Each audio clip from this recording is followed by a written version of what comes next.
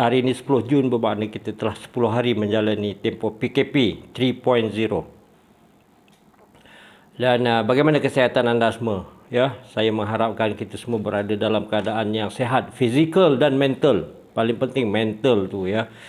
Okey, kerajaan telah pun mengumumkan beberapa pakej bantuan kepada rakyat ya, antaranya moratorium.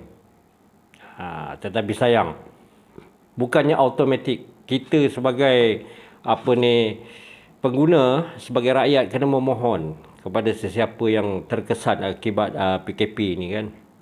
Sepatutnya automatik. Ya.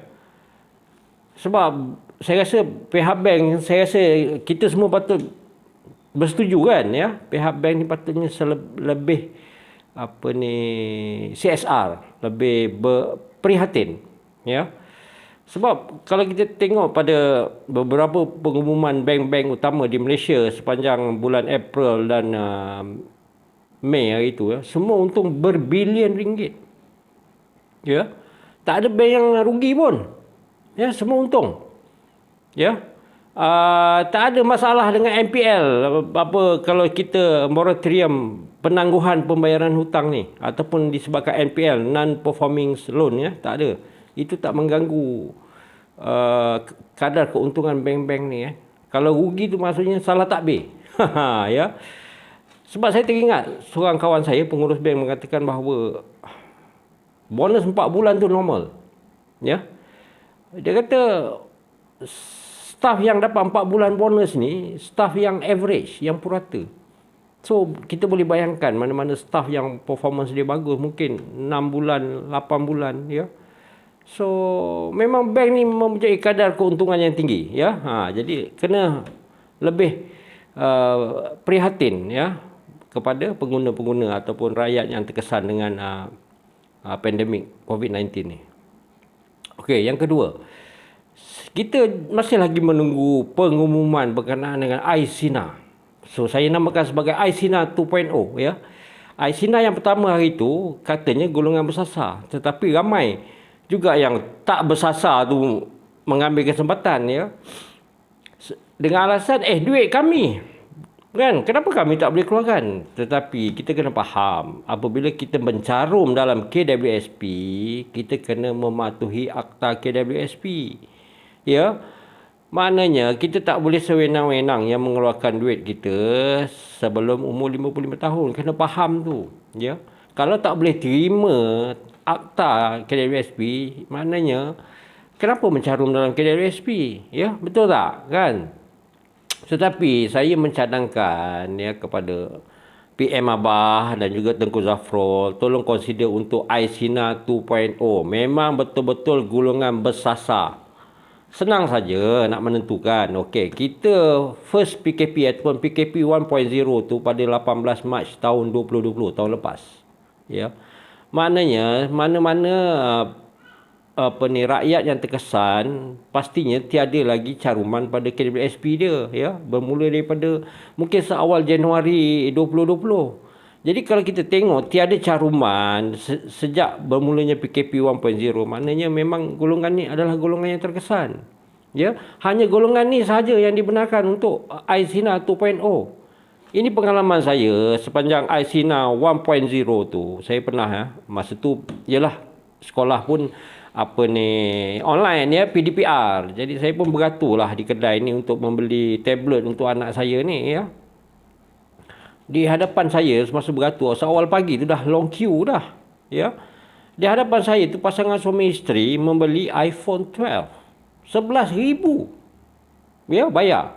Dan sepanjang beratur tu saya mendengar perbualan mereka berdua. Mereka sebenarnya tak terkesan pun dengan pandemik. Masih bekerja, gaji semua cantik, allowance semua cantik. Tapi dikeluarkannya iSINA untuk beli iPhone. Suami isteri, seorang satu. So macam mana tu? Sebab apa? Kita kena faham ya. Tahap priority ataupun bahasa mudahnya tahap kematangan untuk menentukan mana keutamaan kita di kalangan masyarakat kita ni masih rendah. Ya. Saya beri contoh ya. Saya pernah jadi YDP PIBG, sekolah rendah dan sekolah menengah selama beberapa tahun ya. Bila kita mencadangkan nak naikkan RM10 sumbangan PIBG untuk satu keluarga. Satu keluarga tau, bukan untuk setiap murid. RM10 satu keluarga selama setahun dinaikkan daripada RM50 kepada RM60. Dia punya perdebatan masa mesyuarat agung PIBG tu kan, macam mesyuarat cabang PKR. Nak roboh kursi meja tu kan, nak cerita pasal kenaikan RM10 tu. Ya. Tapi dalam poket seluar ada dahil. Rokok dahil. Dahil berapa? RM17.40. Tu saya cakap tahap kematangan menentukan prioriti tu masih rendah di kalangan masyarakat kita. Saya share satu lagi kes urus pusaka baru ni prospek, ini belum klien prospek bercadang nak menjual. Jadi kita pihak kami mengusahakan untuk jadi cari penjual juga dan dapat penjual pembeli dengan harga RM240,000 harga tanah tu Jadi kami menasihatkan pembeli jangan berurusan jual beli tanah tu selagi geran atas nama tanah masih lagi nama arwah. Jadi prospek ni perlu menguruskan dia punya urus pusaka dengan segera. Jadi kalau nak segera, sebab buyer dah ada, dia pun nak pakai duit cepat. Ya. Jadi kami mencadangkan dibawa kes ni ke Mahkamah Tinggi. Tetapi prospek ni kata, alamak, tak ada duit pula nak membayar kos bicara di Mahkamah Tinggi. Sedangkan dia sibuk untuk adalah shipment di airport yang dia nak perlu segera bayaran kan. Nak bayar, tak tahulah apa pembayaran, saya rasa scammer lah kan. Jadi walaupun prospek ni berumur 70 tahun lebih pun masih lagi tak boleh nak membuat keputusan mana satu yang lebih penting. Jadi kalau kes macam ni kan, dia patut proceed dengan kes Mahkamah Tinggi urus pusaka ni supaya boleh diselesaikan segera. Ya, sebab kita dah mendapatkan buyer. Jadi begitu je dengan iSINA 2.0 ni. Saya menyeru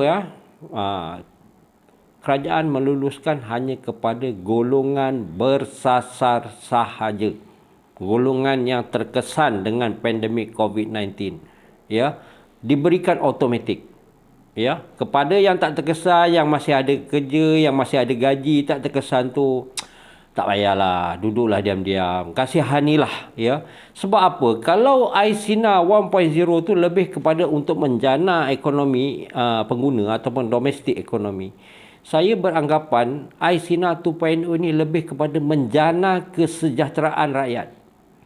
Sebab apa? Bila hilang punca pendapatan, maka tahap kesihatan rakyat, fikiran, mental akan lebih stres, dan yang paling kita risau akan meningkatkan kadar jenayah. Sebab apa? Survival, nak hidup, nak makan.